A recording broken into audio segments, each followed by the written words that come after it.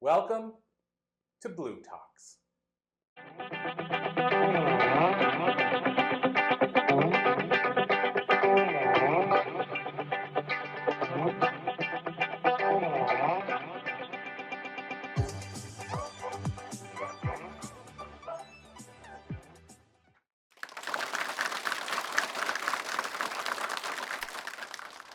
Well, as we get started, I would like for all of you to consider this phrase, blinded by the obvious. What exactly do I mean by blinded? You know, it's not our sight that I'm talking about. And if it's obvious, how can we be blind and not see it? As we are here today surrounded by all of these brilliant people at MIT, in this area where education is so powerful and some of the powerful minds are out there with creating innovations that are shaping our world, it's important to remember that no matter how smart you are, we have to be conscious of all human beings' issues with being blinded sometimes to the obvious. We need to know when our minds are part of the problem. So some people have little challenges that are not as drastic as mine. About 42 years ago, I'm going to tell you a story about an incident where I was completely blind to the obvious, and I learned 3 powerful tools that came out of that experience that changed my life. So think back, 42 years ago, I'm a 21-year-old kid, started a nice young family, and I had the opportunity to move from downtown Los Angeles area up into this little resort town called Big Bear Lake, California. It was because the company that I was working for was in LA and they were moving to Ontario, and I decided, well, it would be so much nicer to have a quality of life in the mountains with fresh air, blue skies, out of the rat race. So I decided it would be easier to drive an hour and 20 minutes from the mountains to Ontario than to stay in Downey and drive an hour to get to this new location. And being a man of action, I moved quickly, and I was there 6 weeks before the warehouse moved. And so that meant for 6 weeks, I had to drive 2 hours from Big Bear into downtown LA. Now, thankfully, my shift started at 4 a.m. in the morning, so I was able to drive for 2 hours with no traffic and get there. And everything went just fine for about a week. Until I was surprised with something one morning that was totally unexpected. I woke up to fog that was so thick that you could only see about 50 feet in front of you. Now, being young and bulletproof and thinking that I could conquer the world, I got in my car and I drove as fast as I could, keeping my eyes focused out in front of the car, trying not to hit anything and staying between the lines. And all of that seemed to work out pretty well for about the first 45 minutes until I got to the very bottom of that hill. And when I got to the bottom of that hill, for a brief moment, I saw Bambi running away from me in the front of my car. And boom, I launched Bambi and never saw her again. My heart was pounding, adrenaline was pumping, and I was just so fearful that I had harmed my car and I got out, it was dark, it was foggy, and I looked, and I had dodged a bullet. There was no major damage to the car, just a whole bunch of hair on the front grille. So I continued on into work, thinking that I had dodged a bullet, and I was a little bit more careful for the next several days driving to work. But then another week came by, and I woke up in the morning, no fog, so I'm thinking, I've got it made, I'm going to be going quickly, I'm going to do just fine.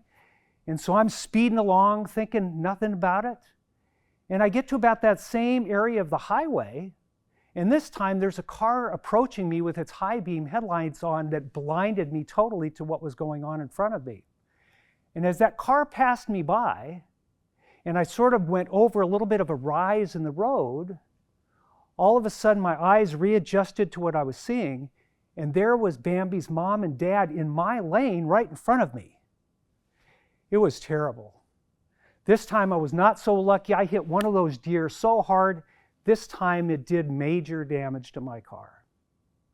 So now again, with heart racing, adrenaline pumping, I've got another dread, the $1,000 that it's going to take me to repair this car.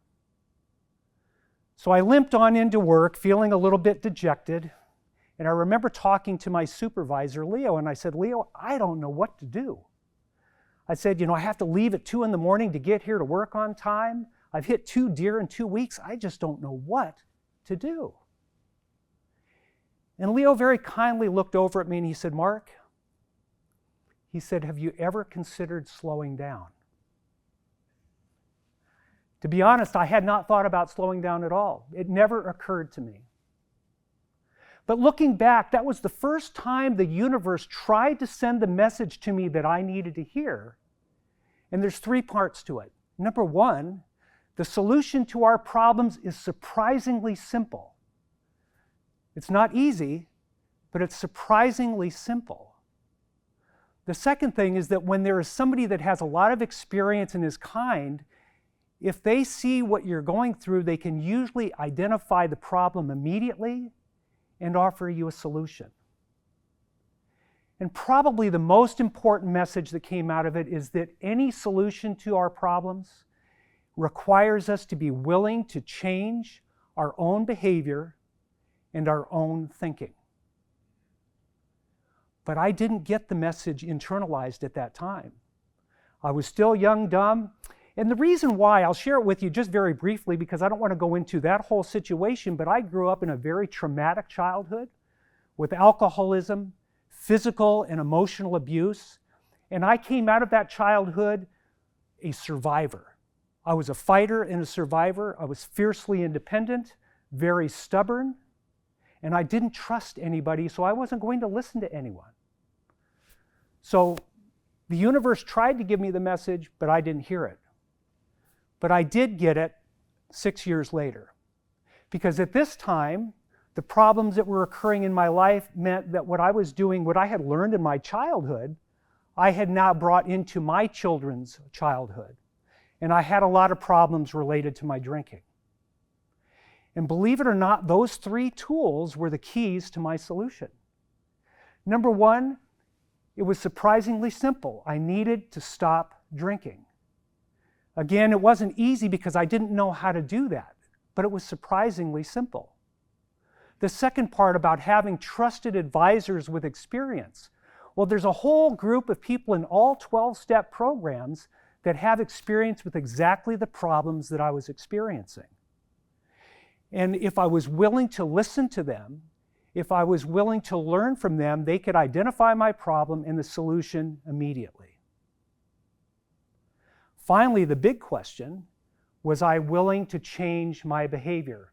And by this time in my life, I had been beaten to a pulp, and I was finally willing. Now, I've shared 2 nasty stories about how these 3 things will help you, but it goes further than that. Because those 3 principles are not what I call negative sobriety or only ways to solve negative problems, but they're also things that will help us move our lives forward. So about a year after I got sober that time, I met a very amazing man. His name was Tim Wood, and he was a real estate broker and became my mentor and somebody that I worked with for the next 10 years. And what I was able to do with Tim Wood is I was able to find out that not only could I solve problems, but I could create a life by doing the things that successful people did and doing what personal development coaches try to teach us. And so I worked with him that time, and he taught me all kinds of things. I listened to Jim Rohn, Zig Ziglar, Les Brown, Napoleon Hill, all kinds of people, just like that. So as I bring this to a close, I want to ask you about you. I want to know where you're at. Is there any challenge in your life? Is there anything that's really obvious that you're missing? It could be a problem blocking you from happiness. It could be something that's blocking you from having the life that you want to experience. Second thing, is there somebody that you can bring into your life that can help you? A mentor, a coach, a trainer? Is there somebody that you need to bring into your life to help move you forward? And finally, are you willing to change your behavior to have the life that you want to live. I teach time-tested principles because I know if we master them, we can have the life that we want to achieve. And I believe truly that ordinary people, seemingly ordinary people just like me, and perhaps like you, can live extraordinary lives. So I'm going to invite you to get that coach, make those changes, and let's do it together. God bless.